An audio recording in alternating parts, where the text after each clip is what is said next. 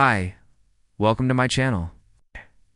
I'm here to tell you an AuDHD kid story. All the kids in Miss Periwinkle's class were getting ready for the big game. It was going to be the best game of the year, the Bluebirds versus the Green Dragons. The Bluebirds were winning most of their games this season, and even though the Green Dragons had only won one game, they were practicing hard. There was a girl on the Green Dragons named Viola. Viola had both autism and ADHD. She just wanted to play basketball. That's all she ever thought about. But she kept getting in her own way. See, Viola had trouble with something called executive function. She could not get herself to do the things she needed to do to get ready for the game. The day before the big game, Miss Periwinkle sent home a list of things that the kids needed to do to get ready.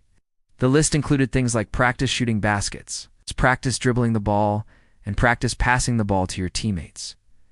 But when Viola got home, she couldn't get started. She didn't know where to begin. She tried to start the list at the top, but that didn't work. She couldn't get herself to practice passing, so she moved on to the next thing on the list, but that didn't work either. She couldn't get herself to practice dribbling. She felt so frustrated. She wanted to play basketball more than anything.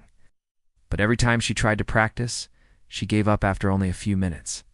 The next day was the big game. Viola hadn't practiced at all. She didn't know what to do. She wanted to play, but she was scared that she would let her team down. When she arrived at school, she went straight to the principal's office. The principal was a really nice lady named Mrs. Willow. She knew that Viola struggled with executive function. She sat down with Viola, and they talked about the game. "I want to play," Viola said, "but I can't get myself to practice." Mrs. Willow smiled. "Well, it's not too late to get ready. We can take it one step at a time. First, let's get your shoes on. Then we can go out and shoot some baskets." Viola got her shoes on and went out to the court with Mrs. Willow. At first, she couldn't get the ball into the net. She kept missing. "I'm not good at this," she said. Mrs. Willow smiled. "It's okay. Just keep trying. Doesn't matter if you win or lose the game. The most important thing is that you have fun."